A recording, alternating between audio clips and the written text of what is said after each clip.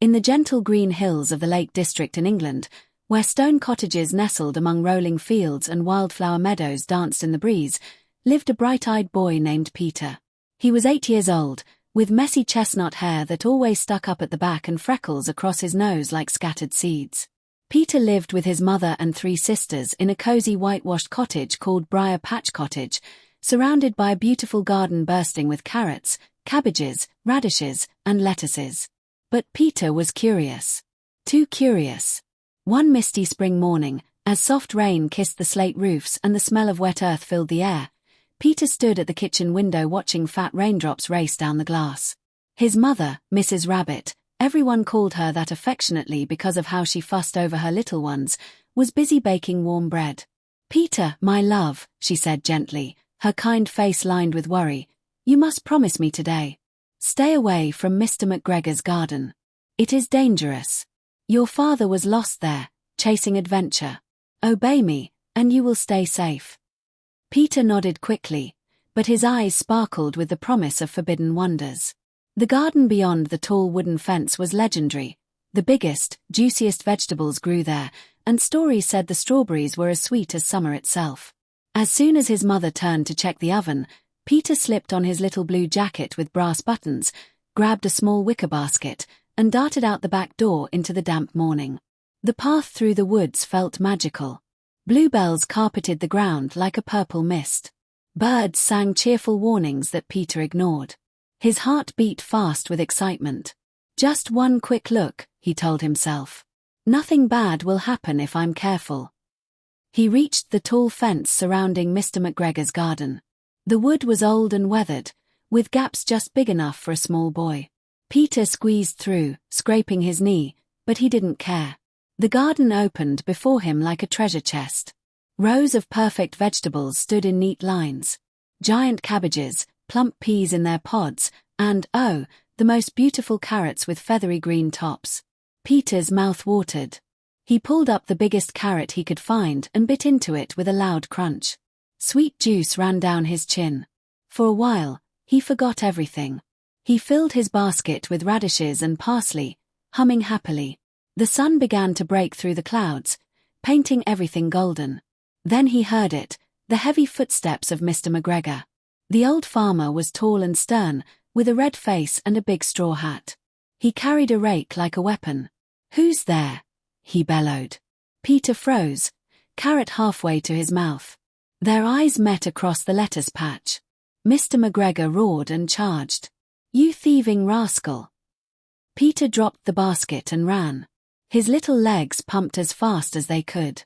He dodged between rows, heart hammering in his throat. The blue jacket felt tight and heavy now. He zigzagged past gooseberry bushes, but the farmer was gaining. In his panic, Peter slipped on wet mud and lost a shoe. He left it behind. Tears stung his eyes as he ran. The garden that had seemed so wonderful now felt like a trap. He tried to remember the way back to the fence, but fear made everything look the same. Mr. McGregor shouted and swung his rake. Peter ducked under a wheelbarrow, then behind a watering can. His breath came in short gasps. Loneliness and regret washed over him.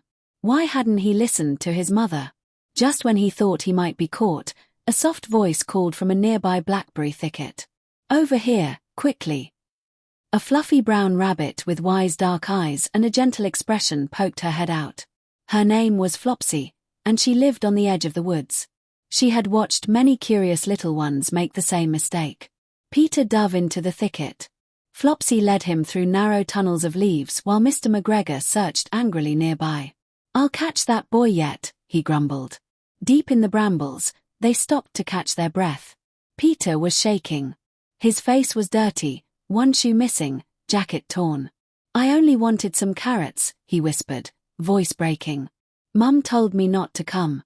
Now I'm lost and scared." Flopsy nuzzled against him softly, her warmth comforting. "Many little ones think rules are boring," she said in a calm, motherly voice.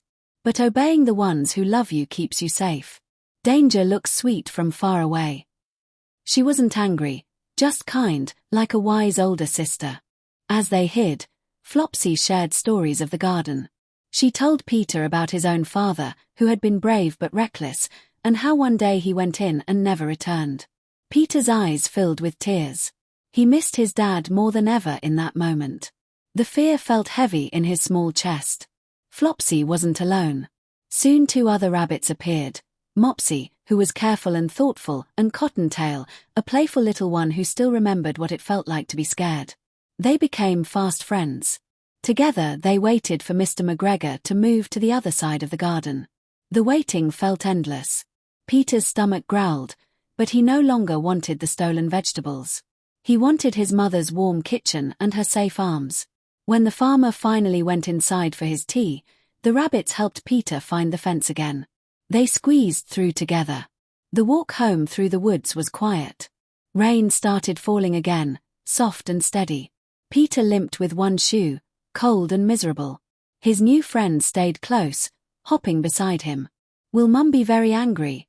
he asked in a small voice. "She will be worried most of all," Flopsy replied. "That's what love feels like sometimes." When Peter reached Briar Patch Cottage, his mother was standing at the door, eyes red from crying. She rushed out and pulled him into a tight hug, not caring about the mud. "My boy, where have you been? I was so afraid." Peter buried his face in her apron and sobbed. "I'm sorry, Mum. I disobeyed. I went to the garden. Mr. McGregor chased me. I lost my shoe. I was so scared." The words tumbled out between tears. His sisters gathered around, wide-eyed.